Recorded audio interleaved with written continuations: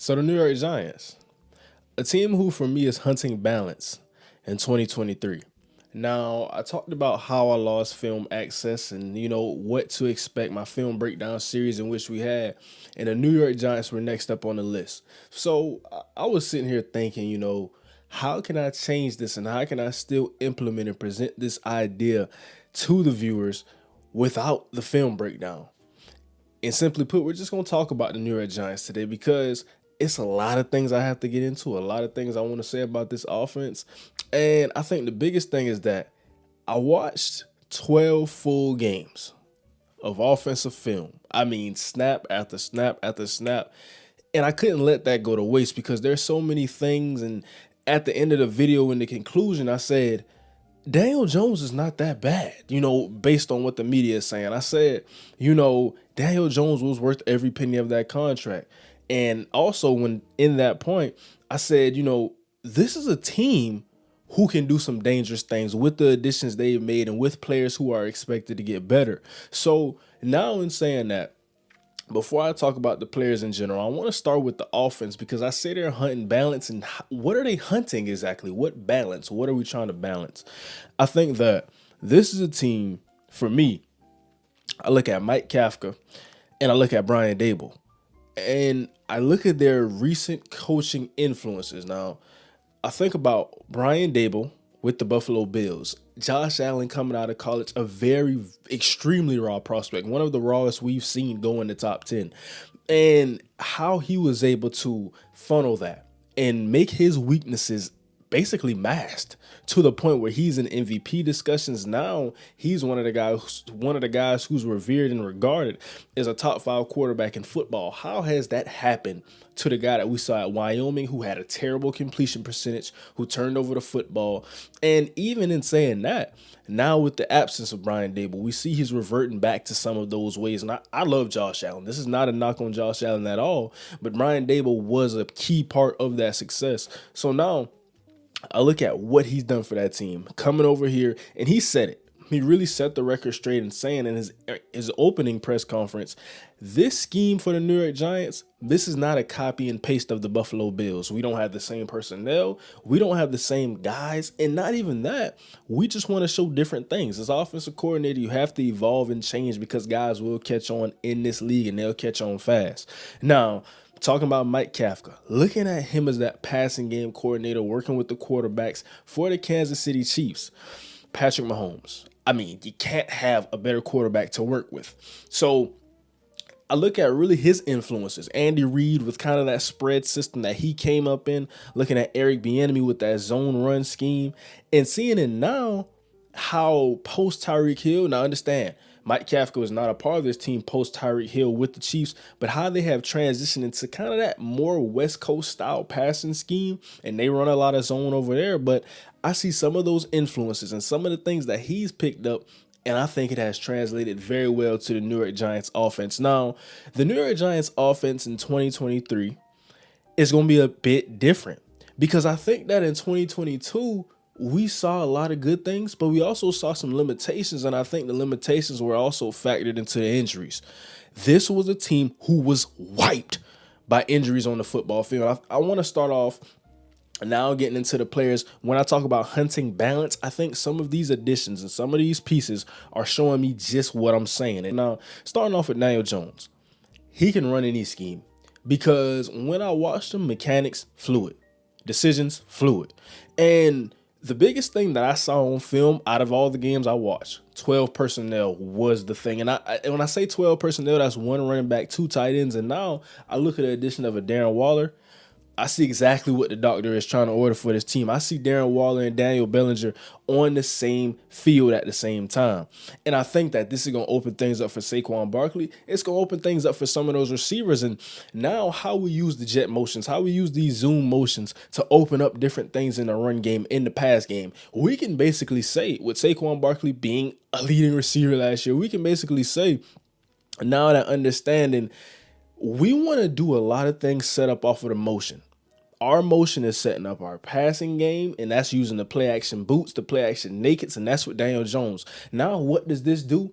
Not only does this get down on his turnovers because he has simple reads. Either we make the check down, that's the hot read, or we make the crosser across the middle, or if not, we make the mid read underneath. So it's a lot of different things we can do with that play, and it's a lot of different ways it can look against different coverages. And also, if it's not there, we just scramble. That's why you saw a lot of Daniel Jones yards, because you get these boots and these kind of the same thing that we see in Baltimore. They run all these boots and nakeds, and it's really a 3-read play. And if it's not there, we're scrambling, we're hitting it home. And he has the athleticism to make guys pay. And if you don't guard it, either Saquon Barkley's going, Darius Slayton was going, Isaiah Hodgins was going. So it was that type of thing there, and understanding that even when they shifted it, when it was 3rd and long, when they had to really make a play with Danny Dimes, got in the gun, he made every, and I think that was really the thing that drove home Daniel Jones for me. That's what made it feel better for me, because I see him in the gun and he's making these drop back, three drop reads, and I see him, he's looking,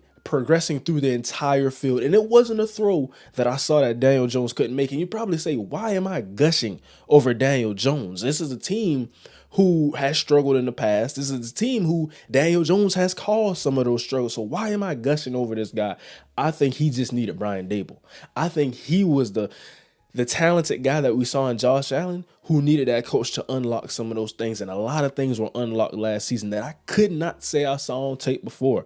Seeing the smart guy who didn't make ill-advised decisions basically at all. He had some turnovers, but that's going to happen in football. But he wasn't really a guy who was just gunslinging it, fumbling in the pocket like he did a lot. So I really like to see that from him. And looking at Tyrod Taylor, he's a veteran in this league. We know what he is, and you need backup quarterbacks. So that's good to have with the offense, and can kind of do some of those same things in the play action game, in the naked game. But as far as drop back out of the gun, he's not Daniel Jones. Daniel Jones is a step up. Daniel Jones is, dare I say, above average. And if another step happens, he could be close to elite. So I think some people are so media driven by what has been talked about with Daniel Jones, but I watched the film and I couldn't see the difference from any of these elite guys. So now getting into the running game with Saquon Barkley, a lot of inside zone. I mean, I think you can see this coming. This is a lot of inside zone with this football team, and Saquon Barkley was just hitting it home. I mean, he can jump cut, he's agile, he can cut it back and take it cross field. He can do so many He's one of the best running back prospects I've ever seen. Now, Bijan Robinson is coming in. He's going to be a dog too. But for Saquon, the receiving game, the running game, we all know what he can do. Matt Breida being a guy who can also be kind of a 3-down, not to the extent of Saquon Barkley, but can kind of be that 3-down back. And really, Eric Gray, a solid guy who we brought in, more of a physical runner, doesn't really have the breakaway speed, but he is quite agile. You know, watched him out of Oklahoma, and I think he's a guy that he's not going to be asked to come in and be a huge contributor. I think that's what you have Saquon Barkley for. He's the star of this room. And Matt Breida, he's going to kind of bridge the gap when Saquon's not in there. Now, Gary Brightwell, a guy who got a couple carries, had, over 100 yards last season, but didn't really do that much. I think that now Eric Gray is really the guy that's going to come in and push for his position. So I want to see what those two do in training camp, heavily looking at them. But now, getting back to Saquon Barkley in the running game, when they needed an explosive play, when they needed a pop, it was outside zone. It was toss. It was different things. It was even wildcat in the red zone. I know we all saw those plays where Saquon was lined up at quarterback. So I think about this, and now it's going to be another rushing attack. With Daniel Jones, he's a multiplier in the run game. So we can say this is kind of a lock for a top 10 rushing season. And I know people are going to talk about the contract negotiations and how that's going, but I don't want to weigh too much into that. Not for this video, at least. Hopefully things can get panned out. Now, how are we hunting balance? Because everything you've told me up to this point, we already know. We already saw, and that was what we were last year. Hunting balance was with the receiver room. All of the things that were done in this receiver room, guys getting healthy, Sterling Shepard hopefully coming back, and hasn't really been healthy since his first 3 seasons. But hopefully he can stay there. But even if he doesn't, we got some guys in this room who can do that sort of thing. Now, Isaiah Hodgins coming off of the practice squad. I talked about him, and I nicknamed him Isaiah No Dodging Hodgins, because when he came into this room, And I saw the Minnesota Vikings game. That was really when I was put on with Isaiah Hodgins, the Minnesota Vikings game. I did a film breakdown on that game and looking at his size profile, how he can catch the football. He's not a burner, but he uses his size to his advantage and a very good football player with good ball skills. Now, Darius Slayton, we all know what he is. Had that drop in the Minnesota game, but it did not cost them, fortunately. And I think that what I want to talk about is that now, Paris Campbell.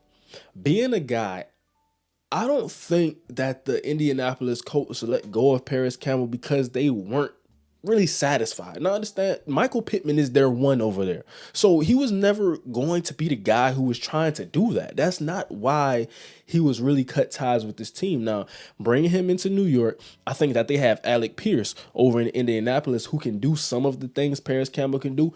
Alec Pierce can run. Paris Campbell can run. But bringing him in this room, now we want to get more to that traditional spread. We're still going to run our same things that I just talked about, the 12 personnel, all of these things, maybe even 13 personnel, 22 personnel. We're going to run the football and we're going to run play action. But getting Daniel Jones, this is the next step for him. And it's all about helping your franchise quarterback. So now I think that when we're in those third and long situations, having more weapons and receivers opens up more route concepts. And I talk about Paris Campbell. He's a burner, can get down the field. Jalen Hyatt, now understand, I think Paris Campbell is a more crisp route runner than Jalen Hyatt at this point. But if I had to talk about upside, we can't talk about upside without mentioning Jalen Hyatt. And when I talk about Jalen Hyatt, I feel kind of different about it. Being a guy who's from South Carolina, I had the pleasure of watching Jalen Hyatt play in front of my eyes. And when I tell you, being an athlete who came out of South Carolina, Jalen Hyatt is the fastest person I've ever seen with my two eyes in person. Now, this was a playoff game against Fort Dorchester in Charleston, South Carolina. Dutch Fork, his high school, they came down, and it was just a slant route. I think they were about at the 40-yard line, and he took it. I mean, and you can kind of tell in a high school game when a guy is different. He was different. He was doing different things that night. And seeing him at Tennessee, now to the NFL, so many special things. And I think it's kind of that connection, being a guy who's from South Carolina, seeing him from South Carolina. So hopefully I am rooting for this guy a little bit differently. Now, has the upside in this room. But when we look at the speed we brought in, I talk about Jalen Hyatt, I talk about Paris Campbell, and we still have Wan'Dale Robinson, who a lot of teams, when they do some of these West Coast things, and we think about all the guys, Doug Baldwins of the world, and when I talked about that Seahawks offense, I saw a lot of similarities with this team. Now, he's a guy who can run jet sweeps, can do a lot of work out of the slot. Interested to see who's going to be the slot for this team, because can Paris Campbell line up in the slot? I think yes. Can Darius Slayton line up in the slot? Now, he did a lot of outside work last year. So if I had to guess, it would probably be Isaiah Hodgins. Of course, he's going to be outside. Darius Slayton outside. I mean, Wan'Dale Robinson, and kind of really him, Paris Campbell, and Jalen Hyatt fighting for that slot position. Now, Jalen Hyatt, I think, will succeed in the slot because you want to keep him away from press coverage. That was his biggest thing coming out of college. And I think that, of course, starting into his rookie season, you want to see him against a lot of off coverage, and that's against those nickels on the inside. But even with Wan'Dale Robinson, a very good player. So we talk about how they don't have a number one. You don't need that. I'm going to be honest with you. You don't need the Devontae Adams. You don't need the Jamar. Now, when you got him, you use them. And you use them to the best of your ability, but you don't, it's not the end all or be all. It's not the do or die thing that people make it out to be. This is a team that can still succeed. They can still have a high powered offense. And when I look at it, Sterling Shepard, the guy who's kind of the wild card, will he stay healthy? Even Jamison Crowder being a veteran in this room. So we look at it and we talk about it. This is a team who went from, Richie James, a guy who left this team, but this is a team who went from having basically, some people said, quote unquote, no receivers to, I see 7 deep. At least 7 deep. Even David Sills, a guy out of West Virginia who can push for a roster spot. So when I talk about 7, I'm talking about Isaiah Hodgins, Darius Slayton, Paris Campbell, Wan'Dale Robinson, Jalen Hyatt, Sterling Shepard, Jamison Crowder. It's a plethora of receivers in the room. So even add into this Daniel Bellinger, Lawrence Cager. And Lawrence Cager and Colin Johnson, when I was looking at this depth chart, it's kind of weird because they're the weird. they're kind of too big and not really a true receiver profile, but they're not really tight ends. Truly, Lawrence Cager looks like an oversized receiver, kind of. And watching Colin Johnson at Texas, I mean, I think coming to the NFL, I really like Colin Johnson coming out of Texas, but it just hasn't panned out to what I thought it would be in the NFL. And a lot of that, comes on the fact of separation. So some guys in front of him, but I'm expecting in training camp, hopefully he can push one of these guys. But like I said, 7 deep, and even Darren Waller, we're 8 deep. Saquon Barkley, we're 9 deep. We're gonna be able to pass the football, is what you can see. And I talk about hunting balance. They have hunted it. They've went in for the kill shot, and I think they've aimed it down and got it because Darren Waller got. Now, understand, I want to look at this real quick. When his 2 seasons in 2020 and 2019, those were the 2 seasons where he played 16 games. Now, understand, outside of that, there's not a lot of games played, and I think that's the biggest thing we have to face with Darren Waller being the guy who's kind of a high risk, high reward. But if we cash in, we're cashing in because we have the weapons. On paper, everything is there because Darren Waller, a mismatch nightmare. And what is that going to do? Saquon Barkley coming out of the backfield. Daniel Jones getting more scrambles. Isaiah Hodgins getting more passes. Darius Slayton, everybody getting open because Darren Waller is dragging all of the coverage to the middle of the field. So I think that, and I have to say, we all know who Darren Waller is and what he is when he's healthy and when he's on his game. So he doesn't need an introduction. And I think that we really want to see, can he stay healthy and can he play a number of games? That's the biggest thing. There's no takeaway. That is the takeaway. And Daniel Bellinger, a guy who I expect to get better, had a pretty solid rookie season. So seeing him beside Darren Waller, he's going to benefit off of that. And also some things he can learn. I talk about the impact of having good players in your position group, having veterans in your position group. He's a guy who's been there. He's done some good. He's also done some bad. We're not going to talk about that here, but you can learn a lot from Darren Waller, and really one of the better stories in the NFL, a guy that I'm rooting for. Hopefully he can stay healthy, a very good tight end room. Now, the offensive line. And this is what I want to talk about because I think that, first off, I want to say I love Andrew Thomas. But some people may not like this take.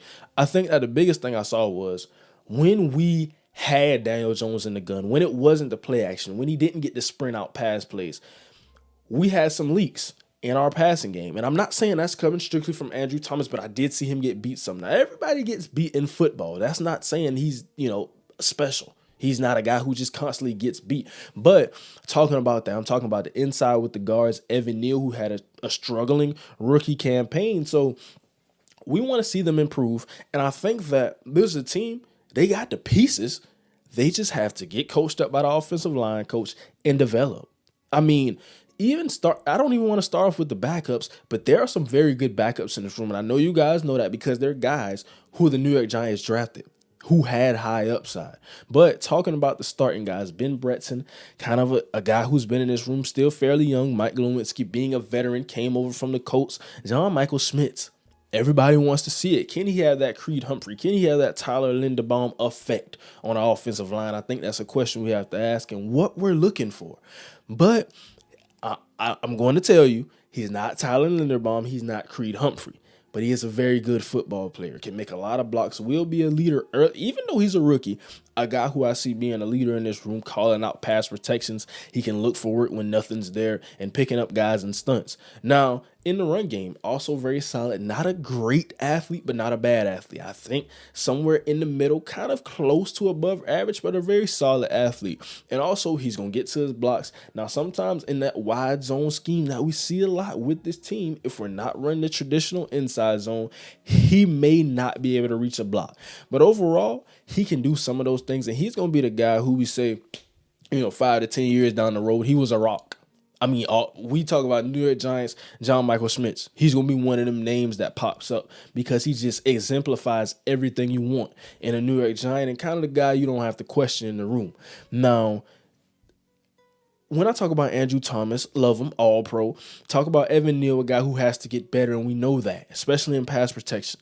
But I look at these guards, and I think that it's a very solid room, But if I had to talk about a weak spot, now understand, John Michael Schmitz is the rookie, but I do think he's better than the guards on his team. And I think that with the guards, training camp will be heavy for this team because there are some guys who can push. And one guy in particular I want to talk about, that's Joshua Ezeudu. And I think that looking at him, looking at his profile, coming out of college and what he's done now, he's a guy who hasn't gotten as much playing time as we want to see. But even still, very young, a lot of potential still there. And I think he's a guy who could start this season.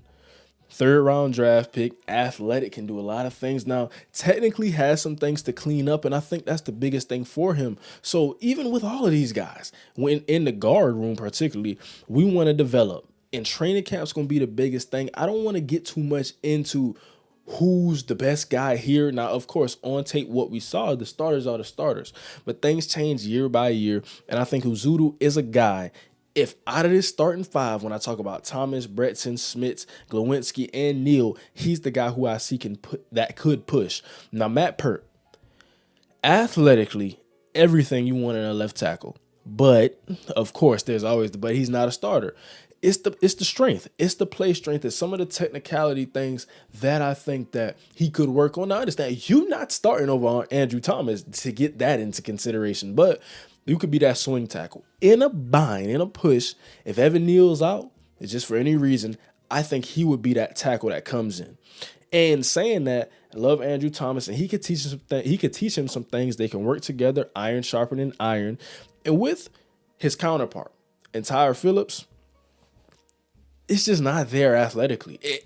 That's really the kind of, the truth of it that sometimes we don't want to face, but physically it's all there. We talk about that inside zone scheme, what he wants to do. And I think he could be very good in the inside zone, but with the wide zone in the pass sets, you may see some leaks there. Maybe he may not be able to reach his blocks. He may not be able to counter speed on the perimeter. So I see them. And I see 2 completely different. If you want to talk about 2 players who are nothing alike, that's Matt Peart and Tyre Phillips. So I really looked at them before getting into this video, even though they didn't have as many snaps as the starters.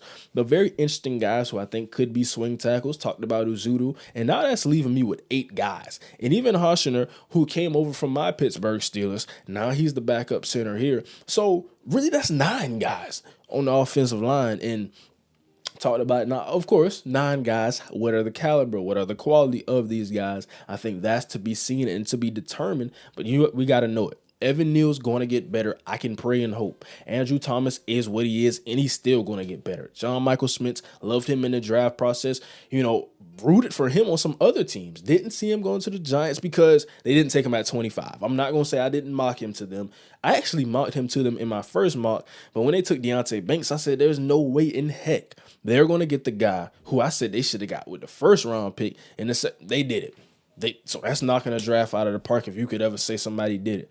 And love the offensive line. So that is really my recap of the offense. And of course, let me know, drop down in the comments. We're just going to talk some ball. We're going to talk some New York Giants and a lot of the things that I want to talk about, really going through this offense because, like I said, I watched and understand with those what to expect videos comes a lot of preparation, and those videos take weeks to make. So I really spent weeks in watching film on this team, watching interviews, seeing how these guys talk about the scheme and implementations, watched a lot of Mike Kafka, watched a lot of Brian Dable, even went back to watch his Buffalo Bills stuff. So understanding that, how I went through this process, usually when I do a team preview, the time of this video would be an entire team. It wouldn't be this in-depth, but I want to take a little further, take it another step, because this is kind of what we would have for what to expect. But like I said, it's not the film breakdown format. We're going to talk about it, and hopefully you guys can enjoy this. Now, understand when the NFL season comes back, we're going to be back with the film breakdowns. And Detroit Lions fans, don't know if you're watching this video, but that will be the first breakdown. So hopefully, whoever wins, the Chiefs or the Detroit Lions, what is the storyline of that game? We'll be breaking it down. And of course, the preseason breakdowns will come. But just talking about NFL football, we're going to be back with that week 1. So a lot of good things. What do you think for the New York Giants is the biggest thing? Do you think we can win the NFC East? I know the Philadelphia Eagles are really tough. I know the Dallas Cowboys are really tough. I know the Washington Commanders are very sneaky. Eric Bieniemy coming in there. So a very interesting storyline. I'm not going to give those predictions like that just yet, but I do think a very instant offense who did get better. Their hunts and balance, they got the kill.